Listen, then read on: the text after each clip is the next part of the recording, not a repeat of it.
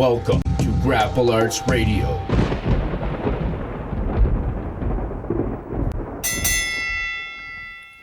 Hi, it's Stefan Kesting. Today I'm really excited because I get to interview my friend and my teacher, Marcus Suarez, about the old days back in Rio at the Carlson Gracie Academy, which was the factory for a lot of the fighters that came out and that really defined what Brazilian Jiu-Jitsu was about. A lot of the guys that we've heard of came from there. So I'd like to start by asking Marcus, what was your very first day in class like when you started? When did you start training and what was it like? Well, I started to train in 1970, I believe in March 1970. And my uncle, Herman, he was a friend of Carlson Gracie.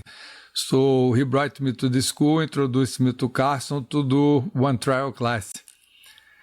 And was, love at the first sight. So I like everything there. I like the system. I like the Carlson Gracie style to teach. And, the students, I feel at home. And anyway. So was it actually Carlson who gave you your first lesson? No. My first class, Carlson used to have some guys used to help him to teach. His brother, Rocian Gracie, that was my first 6 classes was with him. And Reison Gracie, Carlson's brother, was there at the time too. And he had another 2 guys that used to help him to teach, Toninho and Walter. So anyway, I did my first 6 classes was just self-defense program and learn some really basic stuff, And after 6 classes, Rocian told me, no, you can go to the big room now, start to train with the guys. So that's it. So, and I was 13 years old, and I started to train only with the adults there. Carlson didn't have too many kids at the time. So, and anyway, when I started, I was stopping to do my weight training. And I stopped to grow when I was 12 too. So I was a big kid for 13 years old, and very strong because I did weight training for 2.5 years. So anyway, the problem of strength was not a problem for me. Only the conditioning, specific condition for jiu-jitsu, and also, of course, the techniques, So when you started, you said your first 6 classes were just self-defense, but then when you got into the big adult class, was it still self-defense? How were those classes structured? You would come in and you would do what? No, the self-defense classes was like a private class, right? Just me, sometimes me and somebody else with the instructor in the room. So, but that was the system they used to have at the Gracie School at the time, right? So the student come, he learn first all the program of self-defense, and after that he jumped to the big room to start to train specific Brazilian Jiu-Jitsu, takedowns and fight on the ground. Okay.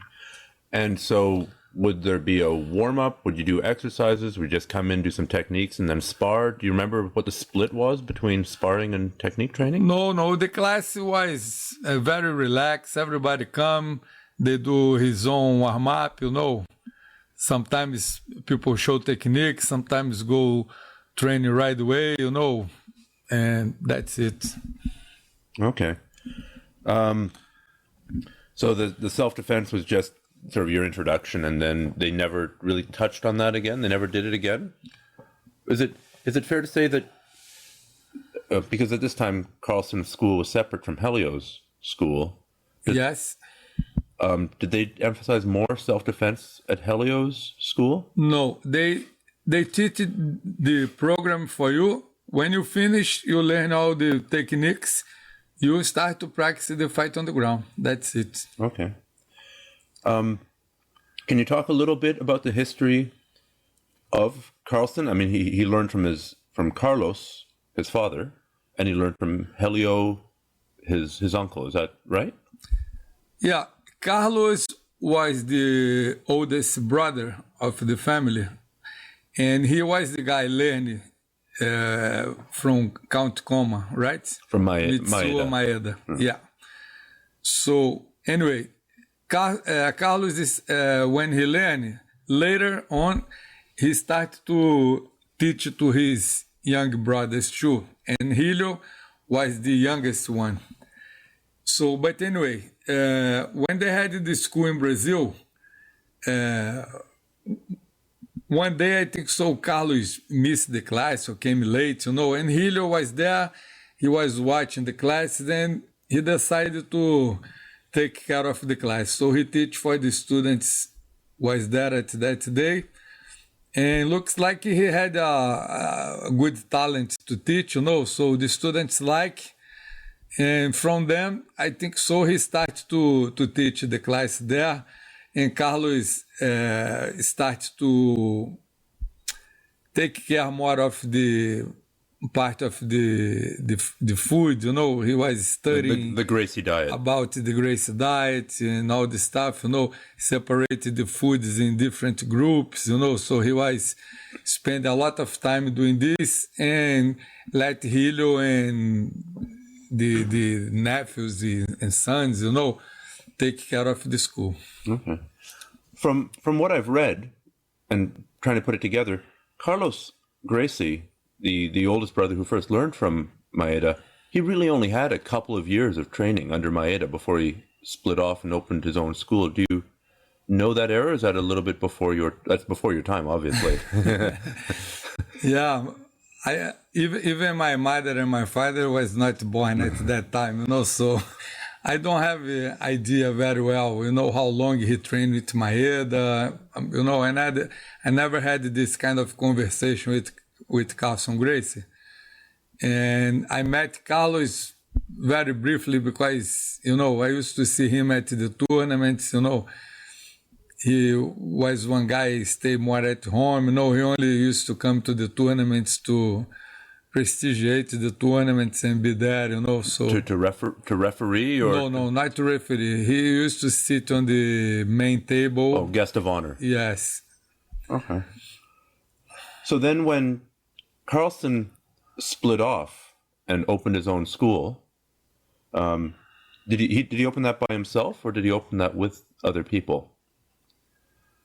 I believe Carlson, when he decided to open his own school, the first school he opened, I believe in 68, if I'm not wrong, he opened one school, but it didn't last too long, with Ivan Gomes, one of his opponents, right?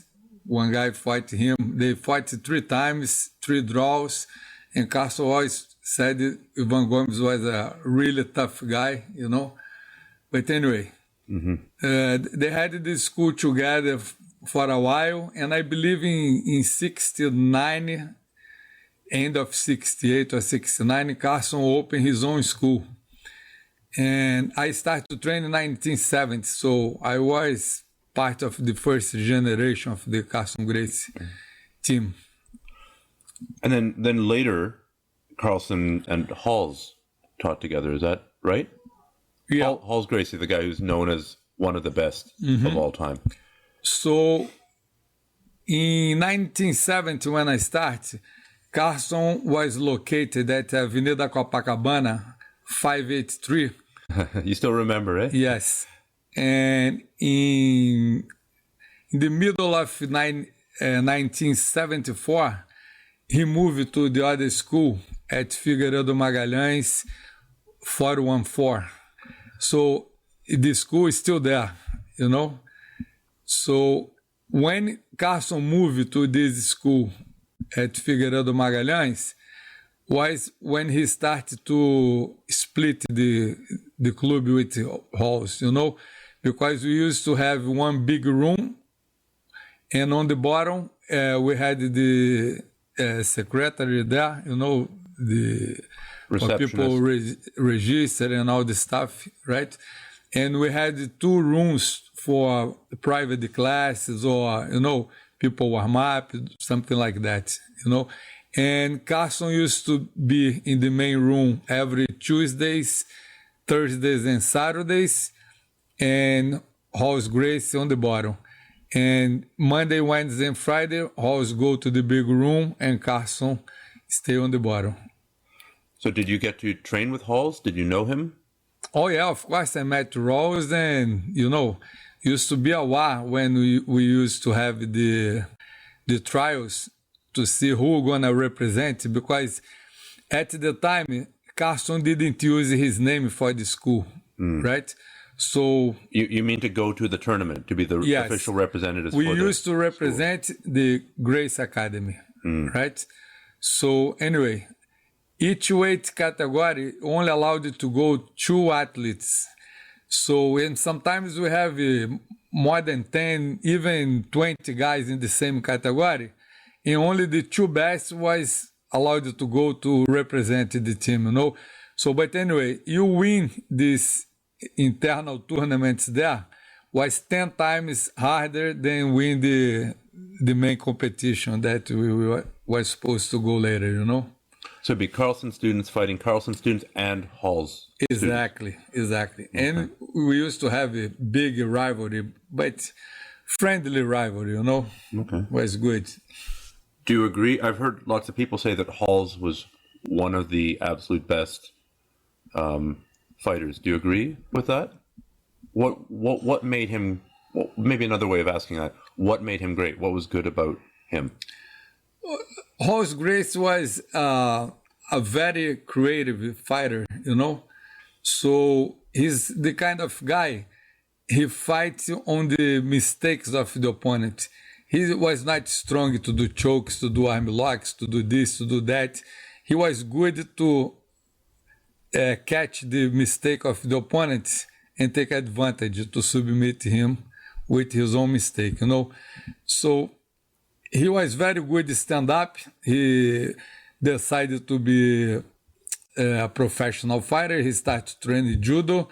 And I remember that at the time, even the Brazilian soccer team, they only started to do physical condition training for the World Cup 1970. So you mean running and weightlifting and Yeah. that sort of thing? Preparing to be in good shape, you know, specific conditioning for the kind of sport you're gonna practice. And I remember me and Rawls Gracie was the first 2 guys of the school. We used to take care of this, you know, because I had the background in weightlifting, you know, so I started to run, and, you know, I saw the athletes from water polo. They used to come to the school to train. They had very good condition, you know. I used to roll with the guys for 1 hour. The guys look still fresh after 1 hour. And I said, oh, this looks good. So I started to do water polo also and rowing to train with the guys, because they used to do a lot of conditioning too. So, and I thought, oh, maybe this is going to help my endurance here in the fights. And did it? Oh, yeah, of course. Well, I have to ask. So, did Carlson do any wrestling or boxing or judo, or was he pretty much pure jiu-jitsu? No, this school, we used to train only jiu-jitsu there. One of the students, his name was Heitor Fernandes. He used to train with us, and he was Argentinian guy, and he was a box instructor. So every Saturday in the classes, he used to train the students of Carson a little bit of boxing too. But we didn't wear gloves, nothing like that, you know. More, you know, the techniques, and we used to do open hands, you know, just slaps instead of punches. Mm-hmm. Now, was this the era of Vale Tudo? Did you ever see Carlson fight no holds barred? No. I never saw Carlson fight because at the time Carlson did his last fight, I was too young, and I also live in the northeast of Brazil for 2 years and a half. My stepfather moved to the northeast, you know, and of course my whole family moved there too, so I came back to Rio de Janeiro at the end of 67.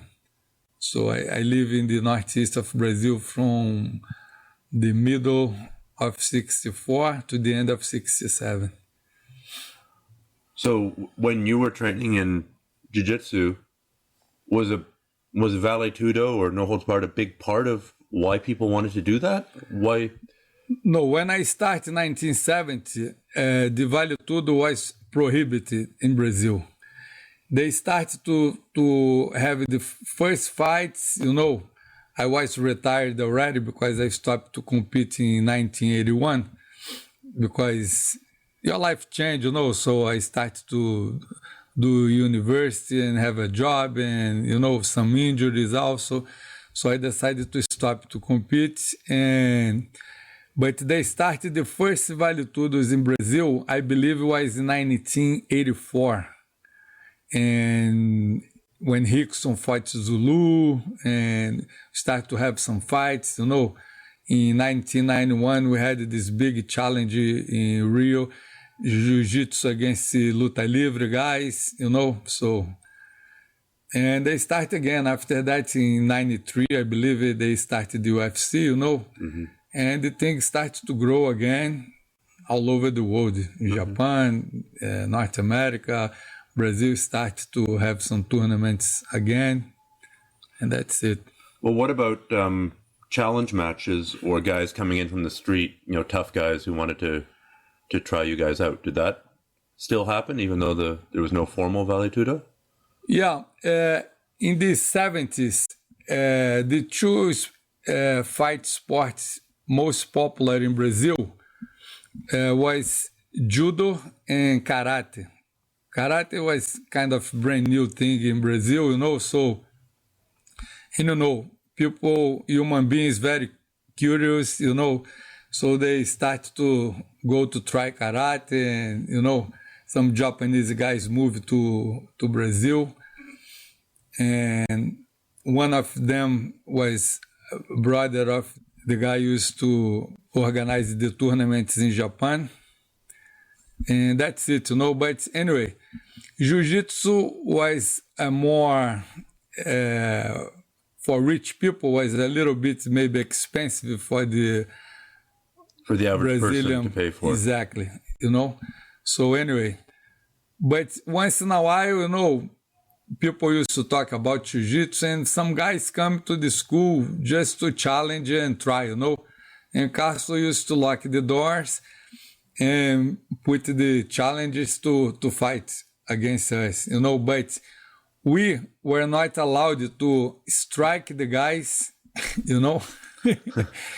And the guys could strike us. We just could dominate the guy, hold it, take the guy down, and do the submission very lightly. Carson didn't like we hurt the guys, So anyway, but I believe most of them, maybe 90%, after they see the efficiency of Jiu-Jitsu, they became students of the school.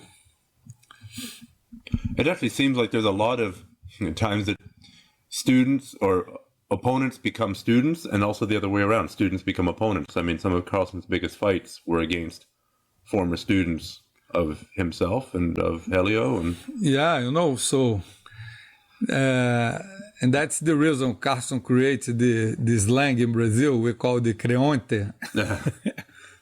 So when the guy leaves the school, and starts to fight against the old friends. Where did that word come from? Oh man, this is a funny thing, People in North America maybe don't understand very well, but in Brazil, many people like to watch soap operas. It's very popular. So sometimes when have a good one, the country stops, everybody go watch this. Anyway, one of the soap operas, one of the guy was a really bad guy. His name was Creonte, And Carson associates his name with this word Creonte and starts to call the traitors and, people do funny things like that with this nickname, And it stuck. It's now a new word. Exactly. Okay. Well, I mean, you've been doing Brazilian Jiu-Jitsu for a long time. So how have you seen the sport evolve? Like, were there techniques that didn't exist when you started? What were some of the big ones that came in? And how has it changed? I mean, that's a big question over 40 years. But this is your chance. So, anyway, things start to develop more when we have more minds thinking, So we have more options in different styles and, everything. So I remember at the time when I started to train, people don't use it to do arm locks from the guard and triangle chokes, for example, right?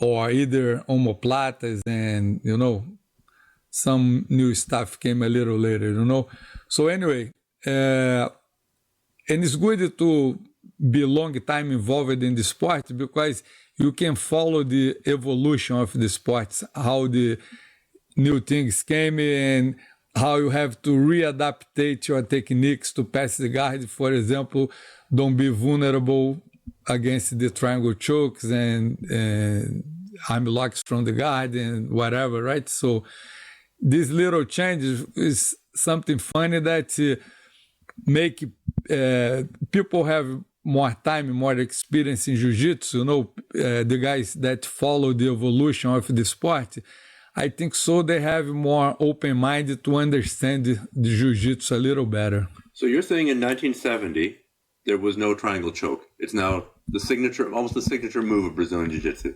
Exactly. People don't use it to do too much, Strange. So now you had a friendly rivalry between Halls and Carlson at the same school, but of course there was also the other school, the Helios school in downtown Rio at the same time. Can you speak a little bit about the rivalry there and also about the differences in emphasis of how they trained compared to how you guys trained, how they competed or fought compared to how you guys competed or fought? Look, I don't know very well because I never been at the Helio Gracie school in downtown, right? So at the time they didn't have this school they call the Gracie School now. It's a private school in Brazil, They have the Gracie School there now, but at the time they only used to have the school in downtown, and I never been there to train, Carson used to take me and the other students sometimes to train at different places, at João Alberto Academy, with his brother Álvaro Barreto. Sometimes we go to Kyoto, Francisco Mansur was the instructor there, So we used to go to different schools, Even at the Carson Gracie School in Niterói, is the other side of the bay in Rio de Janeiro. We used to go there to train with his students there. And, we used to always visit other schools to train, Even sometimes go to São Paulo to compete and train with other people. And when you say train, you really mean to roll or to spar? No, to roll, exactly, To see who's the best. Yeah. Informal. We go to do what we know, Okay. If the guy know a little less, They tap. They tap, exactly. Okay. So then the other big school, though. Gracie School in Rio, right? The guys take care of the school. Used to be Rickson Gracie, Royler, and another brother. But Rickson moved to the States, and Royler was in charge. Royler and Hooker Gracie was the two guys in charge to teach there when Rickson moved to the States. But they still have the school. Barra Gracie came when Carlos Gracie Jr. was one of Rawls' students, Soon as Rawls passed away in 1982, so Carlos moved from Carson Gracie School, decided to move to another neighborhood we call Barra da Tijuca in Rio, And he opened the name Gracie Barra because it's Barra da Tijuca is the name of the neighborhood there, right?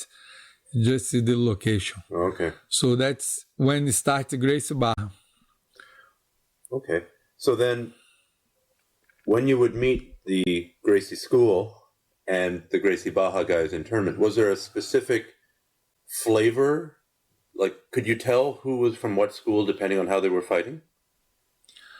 Yeah, Carson Gracie guys, they used to fight always on the top, And even the other schools at the time, nobody used to jump to guard long time ago, The point system was a little bit different. So people come to the competition, they really come to try to submit the opponent, not to make points or advantages. What I think make the fights today very boring. I love to watch jiu-jitsu, but right now I don't have patience to go to one tournament and look people run away from the fight standing, jump to guard, and try to do one little thing to get advantage and stall the fight. So, so I think so is not a nice jiu-jitsu for people watch. So I believe the jiu-jitsu used in the competitions in the 70s was way better, way more aggressive, and more dynamic. Okay.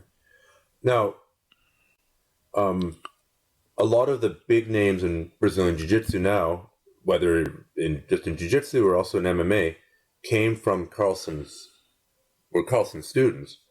So why did Carlson have so many great students? What did he do differently, and what was he best at? What was his?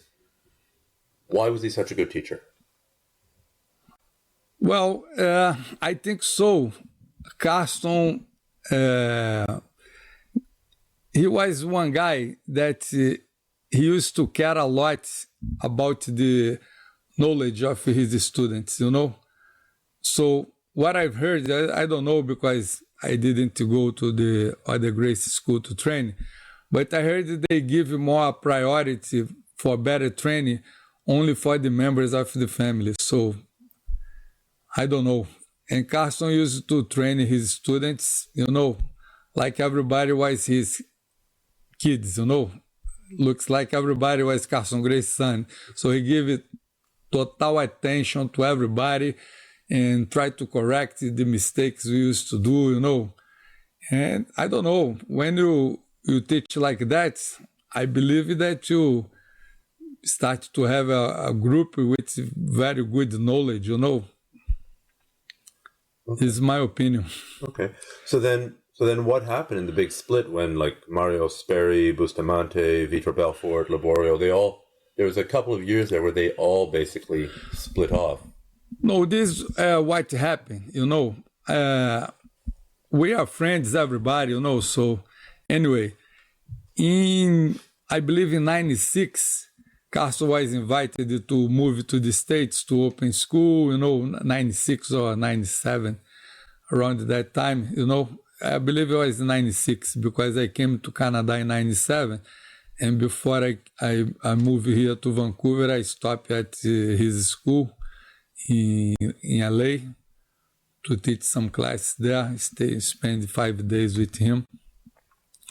But anyway, when Carlson moved to the States, the students, they used to start to compete in MMA.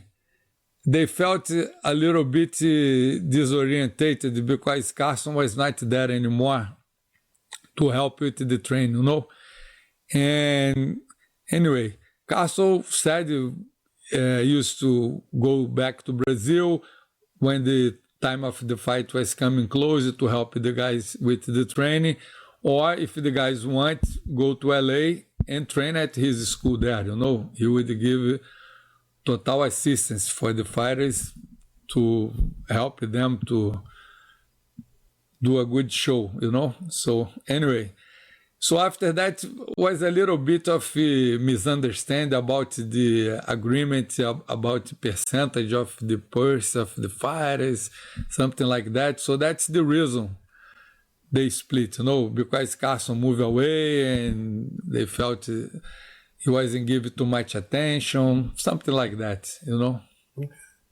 Well, I mean, of course, Carlson passed away not that long ago, but if he were still around, could you give us some examples of who his favorite MMA fighters, who his favorite jiu-jitsu fighters would be, and who his favorite MMA fighters would be today? Is there anybody who is competing that exemplifies that aggressive top style?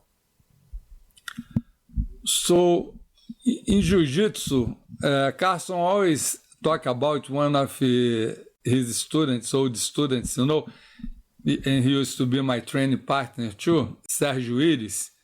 He was really, really good, And I remember when Rolls Gracie started to come to the Carson Gracie school, start to train with the guys there. So Sergio was in better shape than him, so used to dominate the training, So Sergio was really good, one of the best guys I saw training Brazilian Jiu-Jitsu, And after that, Carson had so many good students. It's hard to, say one or two, because we used to go to the tournament, and bring all the gold home, And what's funny, because the other Gracie schools, they used to put the teams together to try to beat us, and we always got the first place for 3 decades, I think so was a very good job Carson did, You dominated the scene for around 30 years, It's not easy. Okay. Well, what about today, though? What about, like, in the UFC fighting today in 2011, are there any... When I spoke to Carson used to have a great admiration for Fedor, So, like everybody else, so... He's a really good fighter, a complete fighter, He's kind of fighter, don't run away from the fight. If the fight is stand, his fight stand. Fight go to the ground, he go to the ground, So that's what the fighter should do. Imagine if you go, to the ballet and the guy gets tired, they stop to dance, So when you pay to do what you have to do, man, you have to be in good shape, Imagine if you go to the opera, they sing, oh, I'm tired, I cannot sing. So you pay to watch the guy do his job, That's beautiful. Well, I guess, there's a lot of people carrying Carlson's legacy forward, but you're definitely one of them. Would you consider yourself in that lineage, like in terms of carrying forward the things that he taught you or the things that you learned while training with him? Yeah, I don't know. I think in martial arts, the main things you should learn, is about respect, about loyalty. So, and I'm very thankful what I learned with Carson Gracie, everything he did for me, And I'm more than happy to represent his name. I was the founder of the Carson Gracie Team Canada. I have a letter of Carson Gracie authorizing me to open school under his name wherever I want, any part of the world, So we used to be really good friends, play racquetball at the beach together, So and do many things. So anyway, I don't know. I'm happy to, be still member of the Carson Gracie team. And today, I believe we don't have too many guys, even the old students, Some people use their own names in the school, but I still represent the Carson Gracie team here, and I'm happy. My team is very big and strong here in Canada. We have 12 representative schools in Canada, 1 in South Africa. And until I'm alive, I'm going to try to do my best to represent and keep the same level of jiu-jitsu that we used to have in Brazil. Well, that's awesome. Thank you, Marcus. I'm very glad that I actually met Carlson a few years ago when you brought him up to Canada. He is a very intense and yet charismatic guy. And just anyone listening, if you want more information about Marcus, you can go to Marcus Soares, SOARES.com. See all the contact information for him and his affiliate schools. So thanks again for the interview, Marcus. I really enjoyed it. Okay, it's my pleasure. Thank you very much for the opportunity and success for the grappling arts.